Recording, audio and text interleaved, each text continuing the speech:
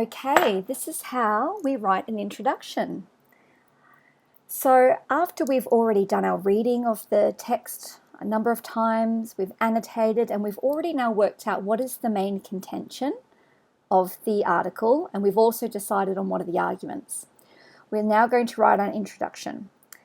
So in your introduction, it should just be a general overview of the text, okay? We're not actually going into specific details.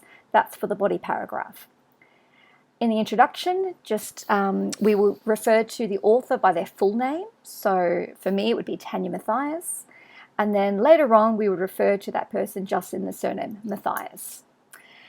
The introduction should be about a paragraph in length. And importantly, this is factual, okay? You're not actually discussing arguments. You're not discussing persuasive devices. You're not even discussing how effective the article or the text is. You're just giving us the facts. Now, this is the information that we need, okay? But you don't have to go in this order. It's just any order that you think might be logical. And this is an acronym, CD FAST CAT, that might be worth trying to remember. But basically, breaking it down, it can be in any order you'd like, but we need to see all of this in your introduction. Context. What is the broader context of the text? So you need to consider not only what is the contention, so what is the author saying, but why are they saying it? What is the broader issue? So, for example, for the R word article, the main contention is obviously that we should not use the word retard as a word to insult people. Okay, but on a broader issue, he's actually looking at the language that we use in society about people with an intellectual disability. Okay, so we're going to consider the main issue in its broader context. We're also going to talk about the context of the text itself, and we know that this text was written in response to an incident on Twitter. So that would be worth mentioning in the context. We give the date of publication, okay? The form of text, so we basically explain, is it an opinion piece, is it an open letter, is it a letter to the editor, what is the form? We actually mention who the author is, and as we mentioned, we give their full name, and then we just refer to the surname after that. The source, where is it published? We underline this. So if it was published in a newspaper, perhaps it was published in a school newsletter, we would always underline where it was published. The title should be written in inverted commas, okay? And in the introduction, we want to actually state the contention, and you state it in your own words. Now, it's not their main argument. Sorry, this is their main argument, sorry. It's not the small arguments supporting that. We don't mention the small arguments. We mention the main argument, the main contention, and that should be able to be stated in one line, okay? You don't go into too much detail. Who is the intended audience? Try to be specific. So with this letter, we know it's been written to Ms. Coulter, but we also know it's an open letter, and the author actually is intending for anyone to read it who might go to the Special Olympics website. So it's a general letter to society, but specifically to Ann Coulter. And we also need to mention the tone, okay, the overall tone of the text. We don't have to talk about specific tone, might change, but we talk about the general tone. And finally, on top of CD Fast Cat, one more thing that we have failed to mention here is the image. This is when you just say one thing about the image, okay? So I'm going to now give you a breakdown of what that looks like. Okay, so as you can see here in this column, we've got the breakdown of the acronym CD Fast Cat and image. And I'm actually going to be writing this introduction after a couple of readings of the article. And as I've mentioned, I've already decided upon the contention. And as we know, this introduction is really based upon the facts, not about the individual arguments. So here we go. Language matters. People living with a disability, namely an intellectual disability, are often subjected to name-calling and language that is highly offensive and often dehumanizing. This open letter by Special Olympics messenger John Franklin Stevens to Ann Coulter, published on the Special Olympics Virginia website in October 2012, entitled An Open Letter to Ann Coulter on the R Word, is in response to an incident whereby Coulter used the R word, retard, in an attempt to insult the president during a presidential debate. In this open letter, the author contends that the R word is not to be used to insult a person.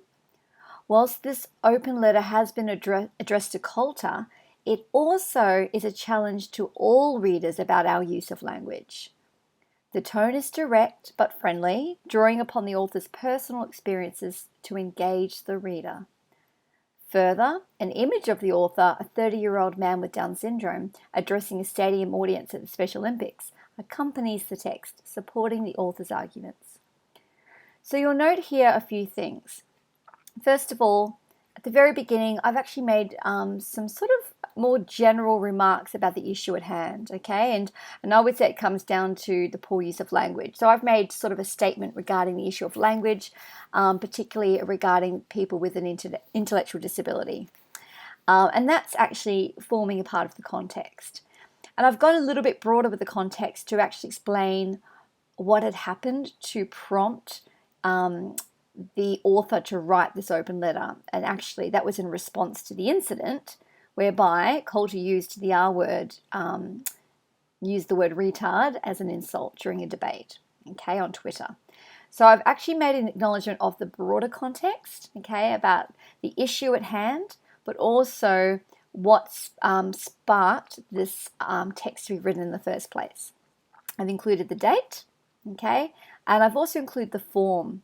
So the form here, it's actually saying it's an open letter, okay?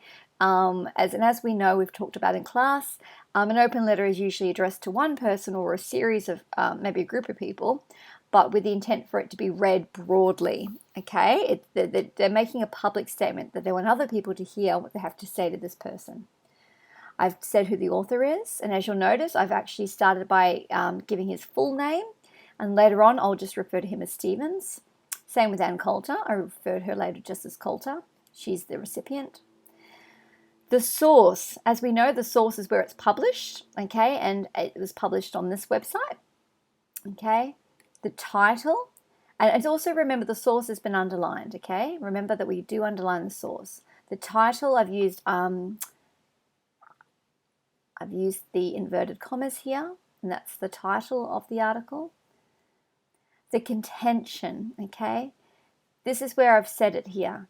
The author contends this. Now, you don't have to use the word contends or even contention. You could say the main point or the main purpose is to argue this. So you can use your own terms, but I've actually made that really clear in that this is the contention, okay? And then I've actually talked about the audience.